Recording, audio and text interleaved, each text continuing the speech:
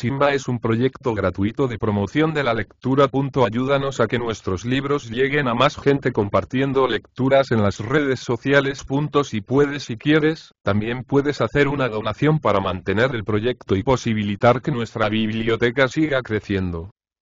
La cordobesa Juan Valera Ensayo. El editor de esta obra tuvo la bondad de encomendarme, un siglo a, uno de sus artículos. Y yo, como es natural, elegí la cordobesa, por ser la provincia de Córdoba donde he nacido y me he criado. Mi extremada desidia me ha impedido hasta ahora cumplir mi palabra de escribirle. Tal vez para cohonestar esta falta me presentaba yo un sinnúmero de dificultades y objeciones, por cuyo medio trataba de condenar el pensamiento del editor, a fin de justificar mi tardanza en contribuir a su realización con mi trabajo. ¿Qué diferencia esencial, ni siquiera qué diferencia accidental notable, puede haber o hay, pongo por caso, entre la cordobesa, la jaenense o la sevillana? Allá en lo antiguo quizás la hubiese, porque no eran tan fáciles las comunicaciones, y era más fácil el vivir aislado y sedentario. Pero en el día, en que, no ya los hombres y mujeres de contiguas provincias, sino los de remotas naciones, longínquos países y apartadísimos reinos, se ven y visitan con frecuencia, ¿cómo ha de persistir esa variedad y distinción de tipos, dando ocasión a que se describan mujeres que por sus costumbres, creencias, modos de sentir y de pensar, fisonomía, continente y traje, se diferencien hasta el punto de que las pinturas o descripciones que de ellas se hagan, varíen por el asunto, y no solo por el estilo del que pinta o describe? Además, me decía yo, aunque el sello de casta y el de nacionalidad sean indelebles, sin que acierte a borrarlos o a confundirlos la continua convivencia y el íntimo comercio espiritual, en esta época en que tanto se escribe, se lee y se viaja, en este siglo del vapor y la electricidad, del ferrocarril y del telégrafo, todavía no logro persuadirme de que haya también un sello de provincialidad, como hay sello de nación, de tribu o de casta. Lo peculiar y lo castizo, en lo que tienen de exclusivas estas calidades, provienen de divisiones que hizo la naturaleza misma, y no de las divisiones administrativas o políticas, esto es, artificiales, como son las divisiones por provincias. Malagueñas o sevillanas habrá, sin duda, de casta y suelo más homogéneos con los de ciertas cordobesas, que los de muchas cordobesas entre sí. Una mujer de Cuevas de San Marcos, por ejemplo, debe parecerse más a otra de Rute, que una de Rute a otra de Belalcázar, y más se parecerá la de Casariche a la de Benamejí, que la de Benamejí a la de Almodóvar. Harto se me alcanzaba que entre la gallega y la mujer de Cataluña, y entre la manchega y la vizcaína habían de mediar radicales diferencias. Pero esto de que cada provincia, fuese la que fuese, había de tener un tipo especial, se me hacía difícil de creer. Solo salvaba yo la monotonía de este libro y cifraba su variedad en el ingenio diverso de cada escritor, en el sesgo que atinase a dar al asunto, y en lo singular de su estilo, pensamientos y sentimientos. Nunca pensé que el editor desease que escribiésemos una reseña erudita, una serie de vidas de todas las mujeres célebres de cada provincia. Esto sería quizás, no solo ameno, sino ejemplar y didáctico. Pero no se trataba de esto, ni yo me hubiese comprometido a escribir mi artículo, si de esto se tratase. No era obra histórica, ni biográfica, la que se trazaba y proyectaba, sino cuadro de costumbres y pintura al vivo o retrato fiel de lo que hoy se nota en cada provincia en los usos, cultura, ideas y demás prendas, condiciones y actos de las mujeres. Y siendo la cosa así, repito que no me percataba yo de nada o de casi nada que impidiese la monotonía de la obra por el objeto, aunque por el sujeto, lo mejor diré por los sujetos, viniese a ser un jardín de flores, como la capa del estudiante, merced a la diversidad de estilos y a la idiosincrasia de cada escritor que en ella pusiese mano. Así, sobre poco más o menos, andaba yo cavilando, cuando deberes de familia me llevaron al riñón de la provincia de Córdoba. A una dichosa comarca donde el color local provincial está difundido a manos llenas por la naturaleza pródiga e inexhausta en sus varias creaciones. Y estando este color, este sello, este tipo en todo, como, me dije yo, no ha de estarlo en la mujer, la cual es blanda cera para recibir impresiones, y duro bronce para conservarlas sin que se desvanezcan. Más de 5 meses pasé en mi lugar, y en este tiempo mudé por completo de parecer, respecto al libro del señor Guijarro. No me quedaba excusa para no escribir el artículo. Estaba persuadido de que si la cordobesa que yo pintase no era un tipo sui generis, era porque yo no sabía pintar lo que estaba viendo de un modo claro. Me decidí, pues, desde entonces a hacer esta pintura confesando con ingenuidad que, si no sale original y nueva, la culpa será mía y no del modelo. Una cosa me turba aún y dificulta mi propósito. Al ver y tratar a la cordobesa del día, acuden a mi imaginación las ya casi borradas especies que desde mi niñez y primera juventud, harto lejanas por desgracia, dormían o estaban sepultadas en mi mente, de la cordobesa del primer tercio de este siglo. La disparidad entre el recuerdo y la impresión presente me confunde un poco. El tipo cordobés femenino no ha desaparecido, pero ha habido cambio, si bien el cambio no ha sido de lo castizo a lo exótico. El cambio ha sido por interior desenvolvimiento de la propia esencia de la mujer cordobesa, la cual, como todas las esencias inmortales, permanece en su fundamento sustancial, si bien adquiere nuevas formas y nuevos accidentes. La cordobesa de este momento histórico no es la cordobesa del momento histórico anterior. Pero es siempre la cordobesa, y siempre sigue realizando su esencia, como cada hija de vecina, exteriorizando la idea típica suya propia, y presentando diverso aspecto en cada una de las diversas evoluciones con que la exterioriza. Veo que me encumbro demasiado, y voy a descender y a hablar con más llaneza, dejando los raptos filosóficos para mejor ocasión. Hoy se me presenta la cordobesa a la vista tal como es, mientras que la memoria me la retrae tal como era 30 o 40 años ha. De aquí se origina cierta confusión, algo como una antinomia. Pero, si bien se estudia la antinomia, se resolverá con poco trabajo en una síntesis suprema. Esta síntesis, si acertase yo a crearla, sería un artículo primoroso. Es más, sin esta síntesis no es posible el artículo, porque yo no voy a pintar a la cordobesa muerta, parada, estacionaria, inerte, fósil, sino a la cordobesa viva, en movimiento, en desarrollo, en progreso. Desenvolviéndose, no con prestado impulso, sino según las leyes propias de su gran ser y de su rico y generoso organismo. Para adquirir el concepto total de la cordobesa es menester estudiarla en sus diferentes clases y estados. Desde la gran señora hasta la mujer del rudo ganapán, desde la niña hasta la anciana, desde la hija de familia hasta la madre o la abuela. Y verla y visitarla, ya en la antigua y espléndida capital del califato. Ya en la sierra, al norte del Guadalquivir, y abundante en minas y endesas selváticas y esquivas.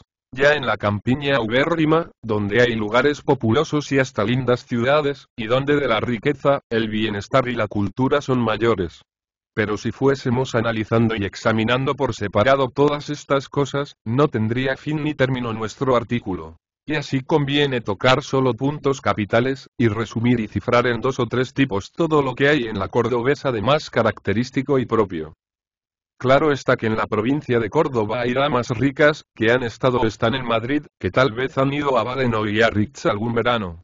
Que hablan francés, que han paseado en el bosque de Boulogne, que conocen acaso varias cortes extranjeras, que leen las novelas de Jorge Sand y los versos de Lamartine en la misma lengua en que se escribieron, y que se visten con Wort, con la Ferriere, con la Honorina o con la Isolina. En todas estas damas subsiste aún la esencia de la mujer cordobesa. Pero sería menester ahondar y penetrar demasiado para descubrir esa esencia a través de tantos aditamentos extraños y de tantas exterioridades postizas. Busquemos, pues, a la genuina cordobesa donde no tengamos necesidad de profundizar o de eliminar para hallarla. Busquémosla en la lugareña, ya sea rica, ya pobre, ya señora, ya criada. La lugareña es en extremo hacendosa. Por pobre que sea, tiene la casa saltando de limpia. Los suelos, de losa de mármol, de ladrillo o de yeso cuajado, parecen bruñidos a fuerza de aljofifa. Si el ama de la casa goza de algún bienestar, resplandecen en 2 o 3 chineros el cristal y la vajilla. Y en hileras simétricas adornan las paredes de la cocina péroles, cacerolas y otros trastos de azófaro de cobre, donde puede uno verse la cara como en un espejo. La cordobesa es todo vigilancia, aseo, cuidado y esmerada economía. Nunca abandona las llaves de la despensa, de las alacenas, arcas y armarios. En la anaquelería o bazares de la despensa suele conservar, con próvida y rica profusión, un tesoro de comestibles, los cuales dan testimonio, ya de la prosperidad de la casa. ya de lo fértil de las fincas del dueño, si son productos indígenas y, como suele decirse, de la propia crianza y labranza, ya de la habilidad y primor de la señora, cuyo trabajo ha aumentado el valor de la primera materia con alguna preparación o condimento. Allí tiene nueces, castañas, almendras, batatas, cirolitas imperiales envueltas en papel para que se pasen, guindas en aguardiente, orejones y otras 1000 chucherías. Los pimientos picantes, las guindillas y cornetas y los ajos, cuelgan en ristras al lado del bacalao, en la parte menos pulcra. En la parte más pulcra suele haber azúcar, café, salvia, chila, manzanilla, y hasta té a veces, que antes solo en la botica se hallaba.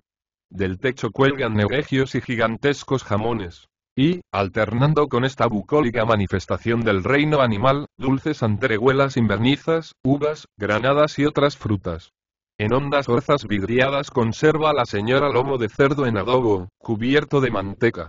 Pajarillas, esto es, asaduras, riñones y bazo del mismo cuadrúpedo. Y hasta morrillas, alcauciles, setas y espárragos trigueros y amargueros. Todo ello tan bien dispuesto, que basta calentarlo en un santiamén para dar una opípara comida a cualquier huésped que llegue de improviso.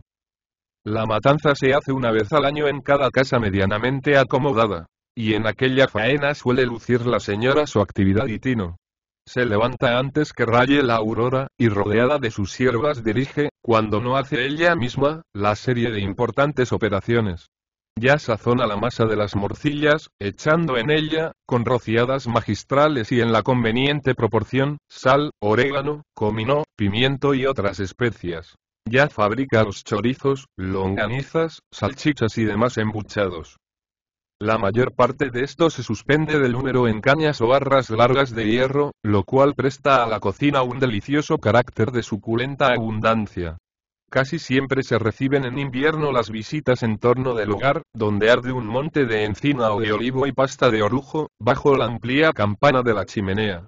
Entonces, si el que llega mojado de la lluvia o transido de frío, ya de la calle, ya del campo, alza los ojos al cielo para darle gracias por hallarse tan bien, se halla mucho mejor y tiene que reiterar las gracias, al descubrir aquella densa constelación de chorizos y de morcillas, cuyo aroma trasciende y desciende a las narices, penetra en el estómago y despierta o resucita el apetito. ¿Cuántas veces le he saciado yo, estando de tertulia, por la noche, en torno de uno de estos hogares hospitalarios?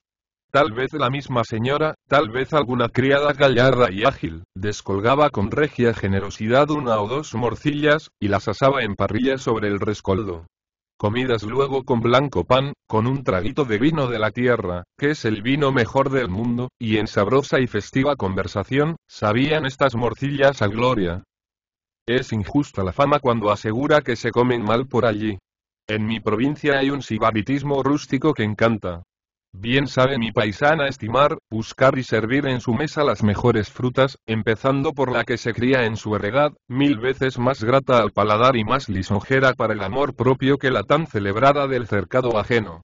Ni carece tampoco, en la estación oportuna, de cerezas garrafales de Carcagüey, de peras de Priego, de melones de Montalbán, de melocotones de Alcaudete, de higos de Montilla, de naranjas de Palma del Río, y aún de aquellas únicas ciruelas, que se dan solo en las laderas del Castillo de Cabra. Ciruelas, dulces como la miel, que huelen mejor que las rosas.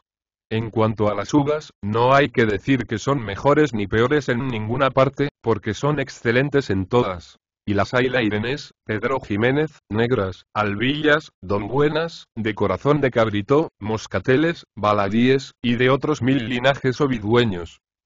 Las aceitunas no ofrecen menor variedad. Manzanillas, picudas, reinas, gordales, y qué sé yo cuántas otras. La mujer cordobesa se vale para prepararlas de 1000 ingeniosos métodos y de 1000 aliños sabrosos. Pero, ya estén las aceitunas partidas o enteras, rellenas u orejonadas, siempre interviene en ellas el laurel, premio de los poetas. Pues qué alabanza, qué encarecimiento bastará celebrar a mi paisana, cuando despunta por lo habilidosa. Qué guisos hace o dirige, qué conservas, qué frutas de sartén, y qué rara copia de tortas, pasteles, cuajados y hojaldres. Ya con todo género de especiarías, con nueces, almendras y ajonjolí, condimenta el morisco alfajor, picante y aromático. Ya la hojuela frágil, liviana y aérea. ya el esponjado piñonate, y ya los pestiños con generoso vino amasados. Sobre todo lo cual derrama la que tanto abunda en aquellas comarcas, silvestre y cándida miel, ora perfumada de tomillo y romero en la heroica y alpestre fuente ovejuna, que en lo antiguo se llamaba la Gran Melaria. Ora extraída, merced a las venturosas abejas, del azahar casi perenne, que se confunde con el fruto maduro por todos los verdes naranjales, en las fecundas riberas del Genil y del Betis. Sería cuento de nunca acabar si yo refiriese aquí circunstanciadamente cuánto sabe hacer y hace la cordobesa en lo que atañe a pastelería y repostería. No puedo, con todo, resistir a la tentación de dar una somera noticia de lo más interesante. Hace la cordobesa gajorros, cilindros huecos, formados por una cinta de masa que se enrosca en espiral, para los cuales, a fin de que crujan entre los dientes y se deshagan luego con suavidad en la boca, es indispensable una maestría soberana, así en el amasijo como en la fritura. La batata en polvo y las carnes de manzana, membrillo y gamboa, que toda cordobesa prepara, debieran ser conocidas y estimadas en las mesas de los príncipes y magnates. Con el mosto hace la cordobesa gachas, pan y arropes infinitos, ya de calabaza, ya de cabellos de ángel, y ya de uvas, aunque entonces toma el nombre de uvate y deja el de arrope. Quiero pasar en silencio, por no molestar al lector y porque no me tilde de prolijo y tal vez de goloso, los hojaldres hechos de flor de harina y manteca de cerdo en pella. Los multiformes bizcochos, entre los cuales sobresale la torta o bollo maimón. Los nuegados, los polvorones, las sopaípas, los almíbares y las perrunas, exquisitas, a pesar de lo poco simpático del nombre que llevan. Pero cómo no detenerse en el debido encomio de ciertas empanadas, en mi sentir deliciosas, y tan propias y privativas de por allá, que la mujer que no haya nacido cordobesa no poseerá jamás el quid divinum que para amasarlas se requiere, ni acertará a darles el debido punto de cochura. Estas empanadas son, en dicho sentido, incomunicables. Aunque en mayor escala, acontece con ellas lo que con el turrón de Gijona, que al instante se conoce la falsificación. Bien puede tener la más docta cocinera la receta auténtica, exacta, minuciosa, de estas empanadas. Apuesto a que no las hace, si no es de mi provincia. A quien no ha comido de tales empanadas le parecerá abominable que, constando el relleno de boquerones o sardinas con un picadillo de tomates y cebollas, se tomen las empanadas con chocolate. Pero así es la verdad, y están buenas, aunque parezca inverosímil. No es nuevo este arte de repostería y pastelería, ni su florecimiento entre las cordobesas. Según un escrito fehaciente, reimpreso y divulgado poco a la verdadera historia de la lozana andaluza, dicho arte florecía ya a principios del siglo XVI. Aquella insigne mujer, que era cordobesa, hacía con admirable perfección casi todo cuanto aquí hemos mentado, si bien el autor lo refiere de corrida, sin detenerse tanto como nosotros en el asunto. Probado deja, sin embargo, que ya entonces era parte este güey saber en la educación de mis paisanas, y que de madres a hijas ha venido transmitiéndose hasta ahora por medio de la tradición. Así es que cualquiera cordobesa, si no es manca y tiene mediano caletre, podrá jactarse en el día, como ha más de 3 siglos se jactaba la lozana, si es que la modestia lo permite, de que sobrepuja a Platina de voluptatibus y a Apicio Romano de recoquinaria. Con todo, acerca de lo último, en lo tocante a cocina propiamente dicha, no hay, hablando con franqueza, tanto de qué jactarse como en la parte de repostería. Este arte, incluyendo en él, aunque parezca disparatado, todo lo relativo a la matanza, es, en la provincia de Córdoba, un arte más liberal, menos entregado a manos mercenarias. Apenas si hay hidalga, por encopetada y perezosa que sea, que, según ya hemos dicho, no trabaje en estos negocios col seno e col a mano. Ya sazona el adobo. Ya echa con su blanca diestra el aliño a las longanizas. Ya rellena tal cual chorizo con un embudito de lata. Ya pincha las morcillas para que se les salga el aire, valiéndose de una aguja de hacer calceta o de una horquilla que desprende de sus hermosos cabellos. Suele, en verdad, venir a las casas, en los días de matanza, o en los que preceden a la Nochebuena, cuando se hacen 1000 golosinas, o durante la vendimia, para hacer el arrope y las gachas de mosto, o poco antes de Semana Santa, para solemnizarla con hojuelas, pestiños, gajorros y piñonate, alguna mujer perita, de 3 o 4 que hay siempre en cada lugar, la cual se pone al frente de todo. Pero rarísima vez la señora abdica en esta mujer por completo y se sustrae a toda responsabilidad. Esta mujer no pasa de ser una ayudanta, una altera ego. Quien en realidad dirige es el ama. Y solo cede el ama la dirección, o, para hablar con rigurosa exactitud, no la cede ni dimite, sino que comparte la responsabilidad y divide el imperio, cuando se da la feliz circunstancia de que haya alguna mujer que sea un genio inspirado, con misión y vocación singular para tales asuntos. Así sucedía en mi lugar con una mujer que llamaban Juana la Larga, la cual murió ya. Y es muy cierto que ha dejado una hija heredera de sus procedimientos arcanos.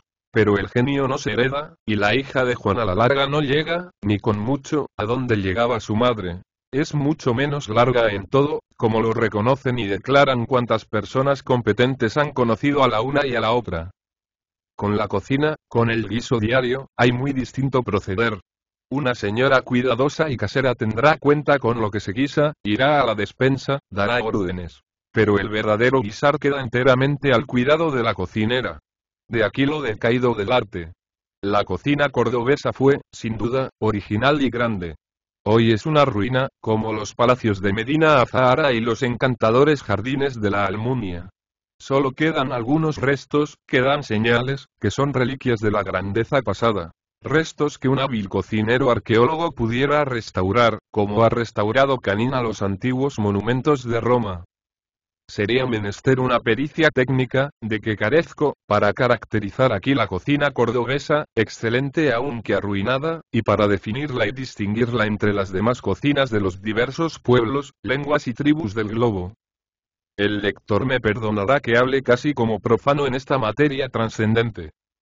Yo creo que, sin desestimar la cocina francesa, que hoy priva y prevalece en el mundo, hay restos y como raíces en la de Córdoba, que no deben menospreciarse. Quién sabe si darán aún ópimos frutos sin desnaturalizarse con injertos, sino conservando el ser castizo que tienen. Las habas, a pesar del anatema de Pitágoras, que tal vez las condenó como afrodisíacas, son el principal alimento de los campesinos de mi tierra. El guiso en que las preparan, llamado por excelencia cocina, es riquísimo. Dudo yo que el más científico cocinero francés, sin más que habas, aceite turbio, vinagre architurbio, pimientos, sal y agua, pueda sacar cosa tan rica como dicha cocina de habas preparada por cualquier mujer cordobesa. Del salmorejo, del ajo blanco y del gazpacho, afirmo lo propio. Será malo. Harán mil muecas y melindres las damas de Madrid si lo comen. Pero tomen los ingredientes, combínenlos, y ya veremos si producen algo mejor. Por lo demás, el salmorejo, dentro de la rustiqueza del pan prieto, y los rojos pimientos y ajos duros, de que principalmente consta, debe pasar por creación refinada en las artes del deleite, sobre todo si se ha batido bien y largo tiempo por fuertes puños y en un ancho hornajo. En cuanto al gazpacho, es saludable en tiempo de calor y después de las faenas de la siega, y tiene algo de clásico y de poético. No era más que gazpacho lo que, según Virgilio, en la segunda égloga, preparaba Textilis para agasajo y refrigerio de los fatigados segadores. Allía, serpillunque, herbas contunditolentes. Dejo de hablar de la olla, caldereta, cochifrito, ajo de pollo y otros guisados, por no tener diverso carácter en Córdoba que en las restantes provincias andaluzas. Solo diré algo en defensa de la alboronía, por haberse burlado de ella un agudo escritor, amigo mío, y por habernos suministrado la ciencia moderna un medio de justificarla, y aún de probar, o rastrear al menos, que la antigua cocina cordobesa fue una cocina aristocrática o casi regia, que ha venido degenerando. El sabio orientalista Doci demuestra que la inventora de la alboronía, o quien le dio su nombre, fue nada menos que la sultana Borán, hermosa, distinguida y con milfo entre todas las princesas del Oriente. Tal vez el creador de la alboronía dedicó su invención a esta sultana, como hacen hoy los más famosos cocineros, dedicando sus guisos y señalándolos con el nombre de algún ilustre personaje. Así, hay solomillo a la Chateaubriand, salmón a la Chambord, y otros condimentos a la Soubise, a la Bismarck, a la Thiers, a la Emperatriz, a la Reina y a la Pío IX. Para mayor concisión se suprime el nombre de lo guisado y queda solo el del personaje glorioso. Por donde cualquiera se come un Pío IX o un Chateaubriand, sin incurrir en antropofagia. Sin duda, así como, en vista del aspecto irrefragable de Doci, la alboronía viene de la sultana Borán, la torta Maimón y los maimones, que son unas a modo de sopas, deben provenir del califa, marido de la susodicha Borán, el cual se llamaba Maimón, ya que no provengan del gran filósofo judío Maimónides, que era cordobés, y compatriota, por lo tanto, de los maimones, sopa, torta y gollo. Fuerza es confesar, a pesar de lo expuesto, que estas cosas se han maleado. Son como los refranes, que fueron sentencias de los antiguos sabios y han venido a avillanarse. O como ciertas familias de clara estirpe, que han caído en baja y oscura pobreza. Lástima es, por cierto, que así pase. Pues los primeros elementos son exquisitos para la cocina en toda la provincia de Córdoba. Entre las jaras, tarrajes, lentiscos y durillos, en la espesura de la fragosa sierra, a la sombra de los altos pinos y copudos alcornoques, discurren valerosos jabalíes y ligeros corzos y venados. Por toda la feraz campiña abundan la liebre, el conejo, la perdiz y hasta el sisón corpulento, y toda clase de palomas, desde la torcaza hasta la zurita. No bien empieza a negrear y a madurar la aceituna, acuden de África los zorzales, cuajando el aire con animadas nubes. El jilguero, la oropéndola, la vegeta y el verderón alegran la primavera con sus trinos amorosos. El gran Guadalquivir da mantecosos sábalos y sollos enormes. Y dan ancas de ranas y anguilas suaves todos los arroyos y riachuelos. Sería proceder en infinito si yo contase aquí los productos del reino vegetal, la flora de aquella tierra predilecta del cielo, sobre la cual, según popular convencimiento y arraigada creencia, está verticalmente colocado, en el cenit, el trono de la Santísima Trinidad. Baste saber que las mil y tantas huertas de Carra son un paraíso. Allí, si aún estuviese de moda la mitología, pudiéramos decir que puso su trono Pomona. Y extendiéndonos en esto, y sin la menor hipérbole, bien añadiríamos que Palas tiene su trono en las ermitas, Ceres en los campos que se dilatan entre Gaena y Valenzuela, y Baco el suyo en los Moriles, cuyo vino supera en todo al de Jerez. La cordobesa mira con desdén todo esto, o bien porque le es habitual y no le da precio, o bien por su espiritualismo delicado. Sin embargo, algunas señoras ricas se esmeran en cuidar frutas y en aclimatar otras poco comunes hasta ahora en aquellas regiones, como la fresa y la frambuesa. Asimismo suele tener la cordobesa un corral bien poblado de gallinas, patos y pavos, que ella misma alimenta y ceba. Y ya logra verse, aunque rara vez, la desentonada y atigrada gallina de Guinea.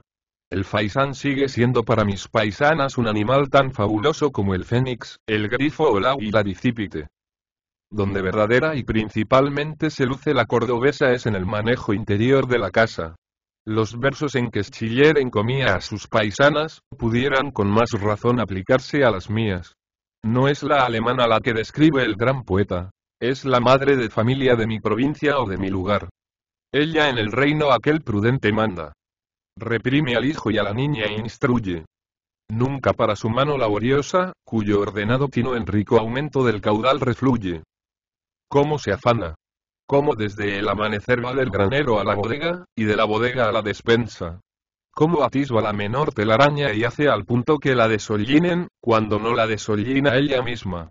Cómo limpia el polvo de todos los muebles.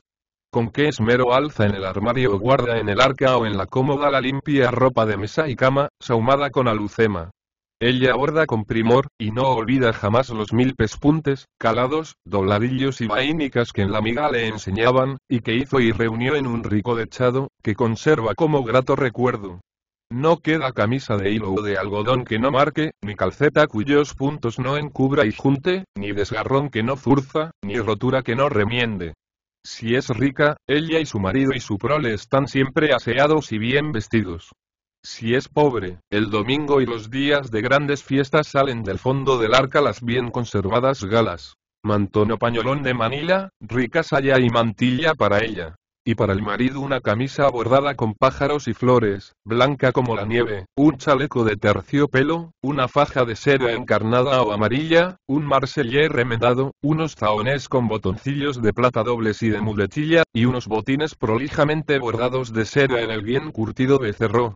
Sobre todo esto, para ir a misa o a cualquier otra ceremonia o visita de cumplido, se pone mi paisano la capa. sería una falta de decoro, casi un desacato, presentarse sin ella aunque señale el termómetro 30 grados de calor. En efecto, la capa, como toda vestidura talar y rozagante, presta a la persona cierta amplitud, entono y prosopopeya. No es esto decir que en mi tierra no se abuse de la capa.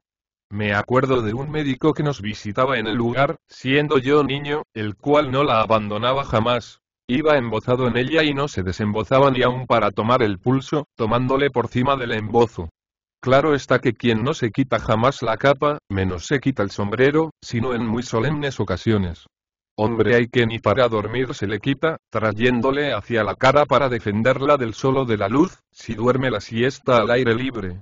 Así como se le llega hacia el morrillo o cogote, sosteniéndole con la mano, para saludar a las personas que más respeto y acatamiento le merecen. Pero volvamos a nuestra cordobesa. Pobre o rica se esmera, como he dicho, en la casa. En algunas hay ya habitaciones empapeladas, pero lo común es el enjalbiego, lo cual será grosero y rústico si se quiere, mas alegra con la blancura y da a todo un aspecto de limpieza. La misma ama, si es pobre, y si no la criada, enjalbiega a menudo toda la casa, incluso la fachada. Esta manía de enjalbegar llegó a tal extremo, que una señora de mi lugar, algunos años ha, enjalbegaba su piano. El primero que apareció por allí. Ahora hay ya muchos y buenos, hasta de palo santo, y se cuentan por docenas las señoras y señoritas que tocan y cantan. Los patios, en Córdoba y en otras ciudades de la provincia, son como los de Sevilla, cercados de columnas de mármol, enlosados y con fuentes y flores. En los lugares más pequeños no suelen ser tan ricos ni tan regulares y arquitectónicos. Pero las flores y las plantas están cuidadas con más amor, con verdadero mimo. La señora, en la primavera y en las tardes y noches de verano, suele estar cosiendo o de tertulia en el patio, cuyos muros se ven cubiertos de un tapiz de verdura. La yegra, la pasionaria, el jazmín, el limonero, la madreselva, la rosa enredadera y otras plantas trepadoras, tejen ese tapiz con sus hojas entrelazadas y le bordan con sus flores y frutos. Tal vez está cubierta de un frondoso emparrado una buena parte del patio. Y en su centro, de suerte que se vea bien por la cancela, si por dicha la hay, se levanta un macizo de flores, formado por muchas macetas, colocadas en gradas o escaloncillos de madera. Allí claveles, rosas, miramelindos, marimoñas, albahaca, boj, ebónimo, brusco, laureola y mucho don Pedro fragante. Ni faltan arriates todo alrededor, en que las flores también abundan. Y para más primor y amparo de las flores, hay encañados vistosos, donde forman las cañas mil dibujos y laberintos, rematando en triángulos y en otras figuras matemáticas. Las puntas superiores de las cañas con que se entretejen aquellas rejas o verjas, suelen tener por adornos en dos cascarones de huevo o lindos y esmaltados calabacines. Las abejas y las avispas zumban y animan el patio durante el día. El ruiseñor le da música por la noche. En el invierno, la cordobesa tiene buen cuidado de que plantas de hoja perenne hermoseen su habitación. Canarios o jilgueros recuerdan la primavera con sus trinos. Y si el amo de casa es cazador, no faltan perdices y codornices cantoras en sus jaulas, y las escopetas y trofeos de caza adornan las paredes. En torno del hogar, casi en tertulia con los amos, vienen a colocarse los galgos y los podencos. Todavía en las casas aristocráticas de los lugares suele haber uno como bufón o gracioso, que recuerda, si bien por lo rústico, al lacayo de nuestras antiguas comedias. Este gracioso posee 1000 habilidades. Caza zorzales con silbato y percha, y jilgueros con liga o red, y pesca anguilas metiéndose en los charcos y arroyos, y cogiéndolas con la mano. Alguno de estos suele tener su poco de poeta. Da los días a la señora en décimas, y compone coplas en su elogio, y sátiras contra los rivales o contrarios de sus amos. Acompaña también y entretiene a los niños, y sabe una multitud de cuentos, que relata con animación y mucha mímica.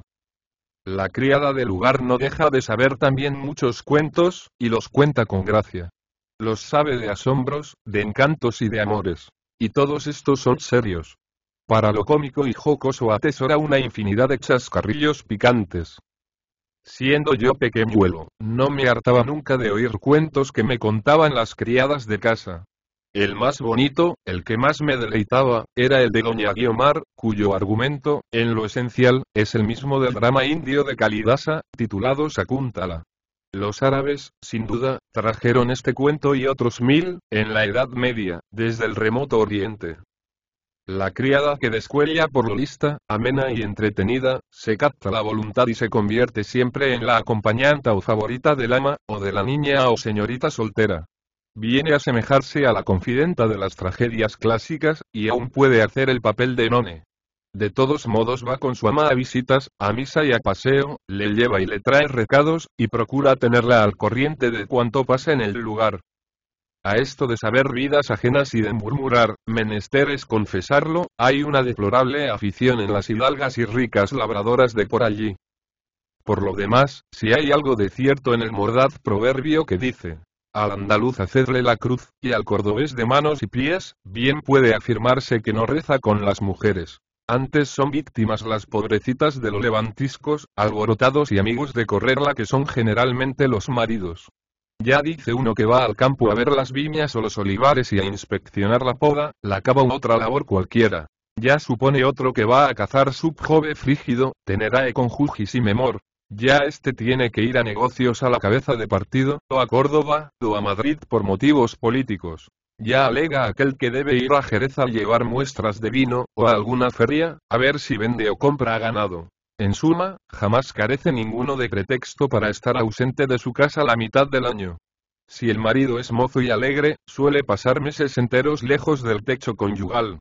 La tierna esposa, entre tanto, queda en la soledad y en el abandono, y si a menudo se ve asediada por los pretendientes, imita a Penélope y aún se le adelanta, pues al cabo su marido, ni fue a pasar trabajos y a aventurar la vida en la guerra de Troya, ni de fijo, salvo raras y laudables excepciones, se muestra más fosco y zareño que Ulises con las Circes y Calipsos que en mesones, hosterías, fondas y otras partes se le aparecen.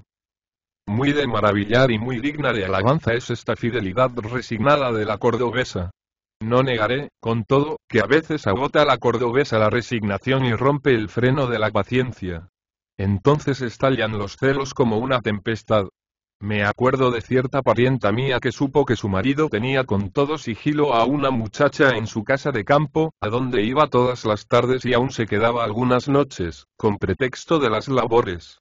Apenas lo supo, mandó que pusiesen las jamugas a la burra, se hizo acompañar en otra burra por su confidenta, y sin que su marido lo notase, se fue por aquellos vericuetos hasta llegar a la casería. Terrible fue la entrevista con la pecadora, a quien echó de allí a pescozones. Debo advertir que en este y otros casos se avivan los celos con poderosas razones económicas. Tal linaje de mancebas suele ser muy costoso, y remata en la perdición de pingües y desahogados caudales. No se origina el gasto, ni nace de las galas y dijes, coches y primores que hay que comprar a la muchacha, ni del boato y pompa con que es menester sostenerla. Aunque todo es relativo y proporcional, y en algo de esto se gasta también. La hetera del lugar es menos exigente, pedigüeña y antojadiza que las coras, las baruchis, las paivas y otras famosas heteras parisinas. Pero aquellas son solas, se diría que nacieron como los hongos, y la lugareña tiene un diluvio de parientes, que se lanza y abate sobre la casa y la hacienda del mantenedor enamorado, como bandada de langostas hambrientas y voraces. Los primos, los sobrinos, los cuñados, la madre, las tías, todos, en suma, se creen con derecho a cuanto hay, con derecho al trabajo, y por consiguiente, con derecho a la asistencia y a la holganza. El aceite sale de tu bodega, no por panillas, sino por arrobas. Las lonjas de tocino vuelan de la despensa. Las morcillas transponen. La manteca se evapora. Los jamones se disipan. La parentela entera se alumbra, se calienta, come, bebe y hasta mora a costa tuya. Si tienes casas, las habitará alguien de la parentela y no te las pagará. Si eres cosechero de vino o aguardiente, menudearán las botas, botijas y botijuelas, y entrarán vacías y saldrán rebosando. No se crea, no obstante, que, siendo tan lucrativo este oficio, se dedican muchas mujeres a él y abaratan el mercado con la competencia. En todo el territorio de Córdoba ha vivido siempre gente muy hidalga y harto difícil en puntos de honra. colonia en lo antiguo de verdaderos ciudadanos romanos, y no de libertos, como otras, mereció y obtuvo el título de patricia.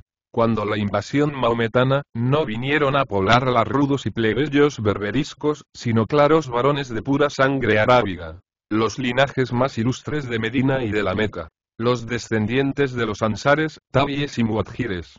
Y por último, habiendo sido mi provincia, durante 2 siglos, fronteriza con el reino de Granada, ha debido tener y ha tenido para custodia y defensa de sus lugares fuertes, y para tomar el desquite de cualquier ataque, entrando en algarada por los dominios del alarbe, talando sus mieses y haciendo otras 1000 insolencias y diabluras, una población de hombres recios y valerosos, todos hidalgos de honra y enamorados de veras, como canta el viejo romance. Desde entonces no ha deslucido Córdoba su bien cimentada reputación. Y no por vana jactancia, sino con sobra de motivo, lleva por mote, en torno de los rapantes leones de su limpio escudo. Córdoba militiae domus, inclita fons que sopiae. Lucano, Séneca, Averroes, Ambrosio de Morales, Góngora y 1000 otros dan testimonio de lo segundo. Acreditan lo primero, en multitud innumerable, los acérrimos y audaces guerreros que por todos estilos ha criado Córdoba. Ya para pasmo y terror de los enemigos de España, como el gran capitán. Ya para perpetua desazón y sobresalto constante de los españoles mansos, como el tempranillo, el guapo Francisco Esteban, el chato de Benamejí, el cojo de Encinas Reales, Navarro el de Lucena, y Caparrota el de Doña Mencía. No es, pues, llano el que haya por allí mucho marido sufrido, mucho padre complaciente, y mucha interesada y fácil mujer. La que lo es se lo hace pagar caro, no tanto por la rareza, sino por lo que pierde. Solo a fuerza de regalos y de espléndida generosidad, y deslumbrando con su lujo, se hace perdonar en ocasiones sus malos pasos. Aún así, es mirada con desprecio, y no suelen llamarla con su nombre de pila, sino con un apodo irónico, como, por ejemplo, la galga, la joya, la guitarrita. Tal vez la designan con el nombre genérico del país de que es natural, como para designar su origen forastero. Y de estas he conocido yo a la murciana, a la manchega y a la tarifeña. Si alguna mocita soltera o alguna casada joven siente veleidades de dejarse seducir y sonsacar, hay con frecuencia un padre o un marido que la sana y endereza con una buena vara de mimbre. Ni debe estar muy seguro y descuidado el seductor, por mucho respeto que inspire. No basta a veces la inocencia, si es que infunde recelos algún galán. Cierto compañero mío de colegio, en el Sacro Monte, fue, años a curar las almas en un lugar de mi provincia. Era gran teólogo, recto y virtuoso, pero bien hablado, elegantísimo, peripuesto y agradable. Era hombre que en el siglo XVIII hubiera figurado, en una corte, como el más delicioso abate. Pues bien, en el pueblo la tomaron con él, y, como vulgarmente se dice, le abroncaron. El bronquis que le dieron llegó hasta tirarle algunos tiros, pero con pólvora solo, para asustarle.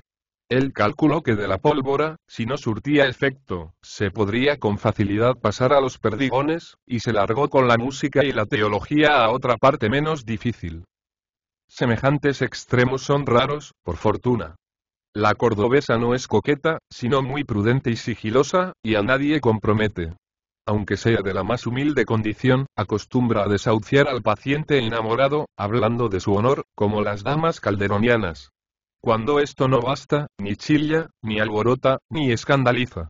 Pero se defiende cual una pentesilea. Lucha, como el ángel luchó con Jacob, en las tinieblas de la noche. Y robusta, aunque angélica, suele echarle la zancadilla, derribarle, y hasta darle una soba, todo con muda elocuencia y en silencio maravilloso. Y no se extrañe esto, porque en la clase de muchachas pobres, y aun en algunas acaudaladas labradoras, es notable la robustez. Son más duras que el mármol, no solo de corazón, no solo en el centro, sino por toda la periferia. Cierto día hicimos una gira de campo con las más garridas y principales mozas del lugar. Una de ellas, creyendo el asiento más alto, se sentó de golpe sobre un montón de tejas. Eran de las macizas y mejores de Lucena. 3 vimos rotas. Ella nos dijo con encantadora modestia que ya, antes de la caída, lo estaban. No se entienda, por lo dicho, nada que amengüe o desfigure en lo más mínimo la esbeltez y gentileza de mis paisanas. Una cosa es la densidad y la firmeza, y otra el desaforado volumen. La moza que desde niña trabaja, anda mucho y va a la fuente que está en el ejido, volviendo de allí con el cántaro lleno, apoyado en la cadera, o con la ropa lavada por ella en el arroyo, es fuerte, pero no gorda. La fuente o el pilar era el término de mi paseo cotidiano, y allí me sentaba yo en un poyo, bajo un eminente y frondoso álamo negro. Al ver lavar a las chicas, o llenar los cántaros y subir con ellos tan gallardas, airosas y ligeras, por aquella cuesta arriba, me trasladaba yo en espíritu a los tiempos patriarcales. Y ya me creía testigo de alguna escena bíblica como la de Rebeca y Eliezer. Ya, comparándome con el prudente rey de Ítaca, me juzgaba en presencia de la princesa Nausicaa y de sus amables compañeras. Nada de miriñaques ni ahuecadores en aquellas muchachas. El pobre vestido corto, sobre todo en verano, se ciñe al cuerpo y se pliega graciosamente, velando y revelando las formas juveniles, como en la estatua de Diana cazadora. Por desgracia, las damas del lugar han adoptado, en cuanto cabe, casi todas las modas francesas, y van perdiendo el estilo propio de vestir y peinarse. Todas usaron ingentes miriñaques totales, y ahora usan el miriñaque parcial y pseudo-calípigo que priva. El día menos pensado abandonarán la mantilla y se pondrán el sombrerito. Todas se peinan, tomando por modelo el figurín, y suelen llamar a este peinado de cucuneo de remangué, a fin de darle, hasta en el nombre, cierto carácter extranjero. Las faldas, en vez de llevarlas cortas, las llevan largas, y van barriendo con la cola el polvo de los caminos. En resolución, es una pena este abandono del traje propio y adecuado. A pesar de tales disfraces, la belleza, o al menos la gracia, el garbo y el salero, son prendas comunes en mis paisanas. Tienen en el andar mucho primor, y más aún si bailan. Los rigodones y el vals y la polka se van aclimatando. Pero el fandango no se desterró todavía. Hasta las señoritas salen a hacer una mudanza, si las sacan y obligan en cualquiera fiesta campestre, y se mueven y brincan con gallardía y desenfado, y repiquetean con brío las castañuelas. Mujeres hay del pueblo que, en esto de bailar y tocar las castañuelas, vencen a la teleptusa, celebrada por Marcial, en aquel epigrama que principia. Edere lascivos advtica cruzmata gestus. Si la mujer casada, como ya queda expuesto, es un modelo de paciencia conyugal, la soltera es casi siempre un modelo de novias. Puntualmente baja a la reja todas las noches a hablar con el enamorado, a lo que se llama pelar la pava. En cada calle de cualquier lugar de Andalucía se ven, de 10 a 1 de la noche, sendos embozados, como cosidos a casi todas las rejas. Tal vez suspira él y exclama: «¡Qué mala es usted!». Y ella responde: «Pues no, que usted». Y exhala otro suspiro. Así se pasan horas y horas. Tiene tal encanto este ejercicio, para el hombre sobre todo, que no pocos noviazgos se prolongan más que el de Jacob y Raquel, que duró 14 años, solo por no perder el encanto de pelar a la pava. Las pobres muchachas lo sufren con paciencia, pero languidecen y se ponen ojerosas. Verdad es que luego, cuando se casan, no sucede, como en otras partes, que la mujer sigue sirviendo, trabajando y afanando. Aunque sea el novio un miserable jornalero, procura que su novia, no bien llega a ser su mujer, salga de todo trabajo, no vuelva a escardar ni a coger aceituna, y sea en su casa como reina y señora. Si está sirviendo, se despide y deja de servir. Y ya no cose, ni lava, ni plancha, ni friega, ni guisa, sino para su marido y para sus hijos. El hombre, salvo en raras ocasiones, es quien trabaja, busca o granjea o garbea lo necesario para el sostén de toda la familia. La cordobesa, sea de la clase que sea, es todo corazón y ternura, pero sin el sentimentalismo falso y de alquimia que ha venido de extranjis.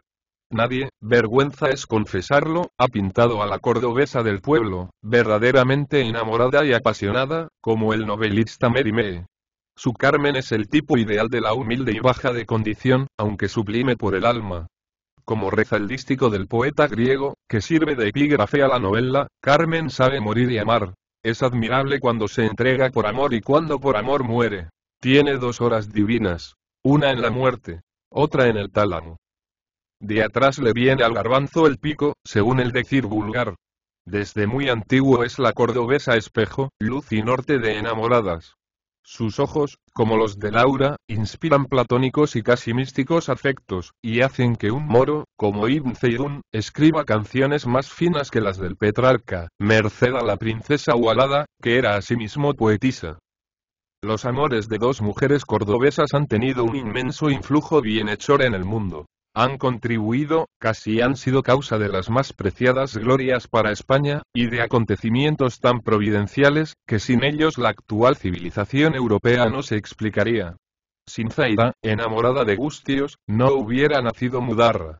Los 7 infantes de Lara no hubieran tenido vengador. La flor de la caballería castellana hubiera perecido antes de abrir el cáliz. ¿Acaso no hubiéramos poseído al Cid? Pues, a no inspirarse en la espada de Mudarra y cobrar aliento con ella, no hubiera muerto al conde Lozano ni dado principio a tanta hazaña imperecedera. Si doña Beatriz Enríquez no se enamorara en Córdoba de Colón, consolándole y alentándole, Colón se hubiera ido de España. Hubiera muerto en un hospital de locos. No hubiera descubierto los nuevos orbes, cuya existencia había columbrado y vaticinado más de 1400 años antes un inspirado cordobés, y para cuyo descubrimiento le dio ánimo y bríos aquella apasionada e inmortal cordobesa. Véase, pues, de cuánto son y han sido capaces mis paisanas. Dios las bendiga a todas. Imposible parece que, siendo tan buenas, las descuiden y abandonen los pícaros hombres. Además de las peregrinaciones de que ya hemos hablado, las dejan para irse al casino, donde se pasan las horas muertas. Razón le sobraba al gran Donoso al tronar tanto contra el casino, en su elocuente libro sobre el catolicismo. Es verdad que siempre ha habido casino, solo que antes, para los ricos, se llamaba la casilla, y estaba en la botica, y para los pobres, el casino estaba en la taberna. Pero, en el día, ni las boticas ni las tabernas han acabado, y todo lugar, por pequeño que sea, pulula, hierven casinos. Cada bandería, cada matiz político tiene el suyo. Hay casino conservador, casino radical, casino carlista, casino socialista y casino republicano. Las infelices mujeres se quedan solas. No sé cómo hay mujer que sea liberal. Todas debieran ser absolutistas, y muchas lo son en el fondo. La única compensación que trae a la mujer el liberalismo novísimo es que debilita bastante la autoridad conyugal y paternal, que antes era terrible y hasta tiránica. A la vara se le llamaba el gobierno de una casa. Pero a la mujer briosa, como lo es la cordobesa, más le duele cuando la desdeñan que cuando le pegan. Más la quebranta un desaire que una paliza. De todos modos, la mujer cordobesa, como las demás españolas, conserva siempre un manantial purísimo de consuelo para sus sinsabores y disgustos. Este manantial es la religión cristiana. No hay cordobesa que no sea profundamente religiosa. Entre los hombres ha cundido la impiedad. El soldado licenciado, de retorno a su casa, ha solido traer algún ejemplar del citador. Los periódicos se leen, y no todos son piadosos. Y por último, no falta estudiante que vuelve de la universidad inficionado de Krause y hasta de Hegel, y que echa discursos a los rústicos, a ver si los hace panteístas y auteístas. La mujer no entiende, ni quiere entender, tan enrevesados tiquismiquis, y sigue apegada a sus antiguas creencias. Ellas son el bálsamo para todas las heridas de su corazón. Ellas le llenan de esperanzas inmarcesibles. Ellas abren en su ardiente imaginación horizontes infinitos, dorados por la luz divina de un sol de amor y de gloria.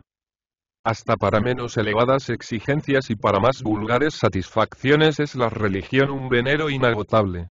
Casi todo honesto mujeril pasatiempo se funda en la religión. Si no fuese por ella, habría romerías tan alegres como la de la Virgen de Araceli y la de la Virgen de la Sierra de Cabra. Habría niños Jesús que vestir. Habría procesión que ver.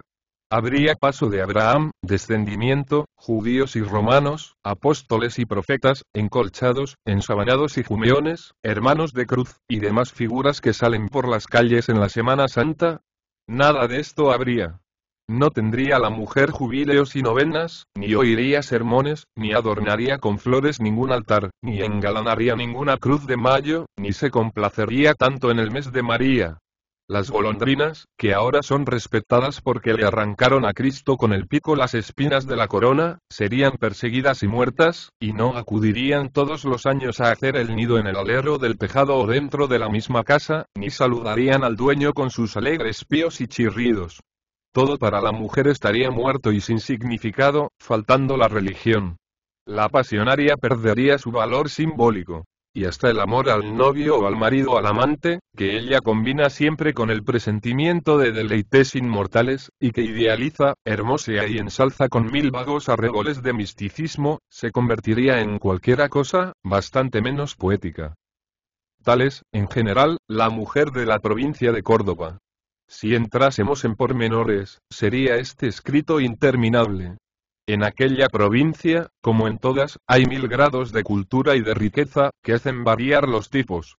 Hay además las diferencias individuales de caracteres y de prendas del entendimiento. He omitido un punto muy grave. Voy a tocarle, aunque sea de ligero, antes de terminar el artículo. Este punto es filológico. El lenguaje y el estilo de la cordobesa. La cordobesa, por lo común, y entiéndase que hablo de la jornalera o de la criada, y no de la dama elegante e instruida, aspira a la H. Tiene además notable propensión a corroborar las palabras con sílabas fuertes antepuestas. Cuando no se satisface con llamar tunante a cualquiera, le llama retunante. Y no bastándole con Dios, exclama, redios. En varios pueblos de mi provincia, así como en muchos de los pueblos de la de Jaén, es frecuentísima cierta interjección inarticulada que se confunde con un ronquido.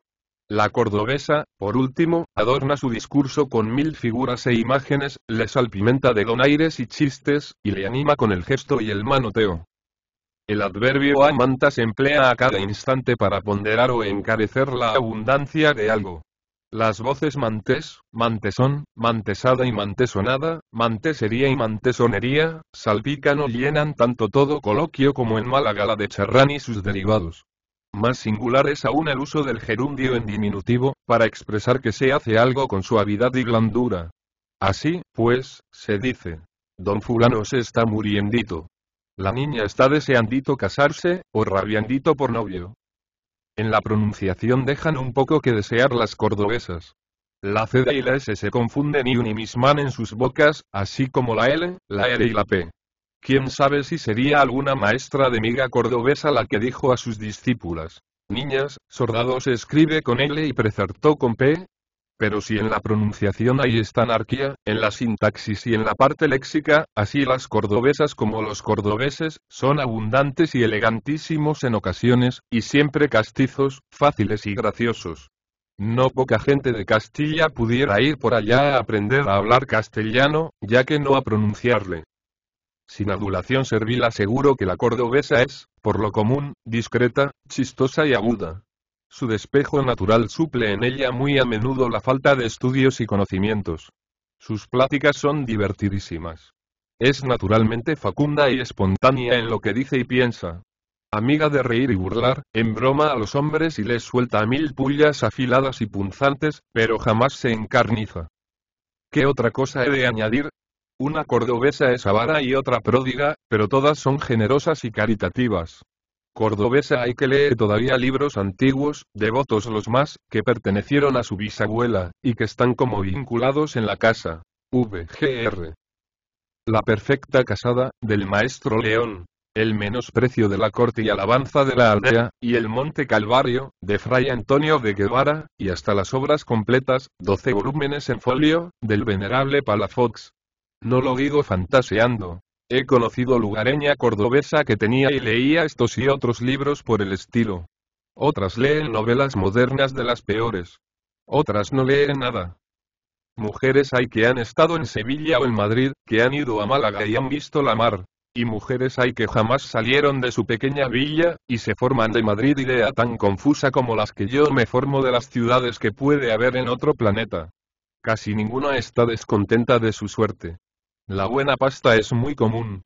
El orgullo, además, las excita a menospreciar lo que no está a su alcance. y el amor de la patria, encerrado dentro de los estrechos límites del pueblo en que nacieron y se criaron, se hace más intenso, enérgico y vidrioso, y las mueve a amar con delirio aquel pueblo y aquella sociedad, prefiriéndolos a todo, y a revolverse casi con furor contra cualquiera que los censura. Si hubiera yo de seguir contando y pintando circunstanciadamente las cosas, escribiría un tomo de 500 o 600 páginas. Demos, pues, punto aquí. Y, gracias a que este artículo no peque por largo, y a que tenga el lector la suficiente indulgencia, vagar y calma, para leerle todo sin enojo, fatiga ni bostezo,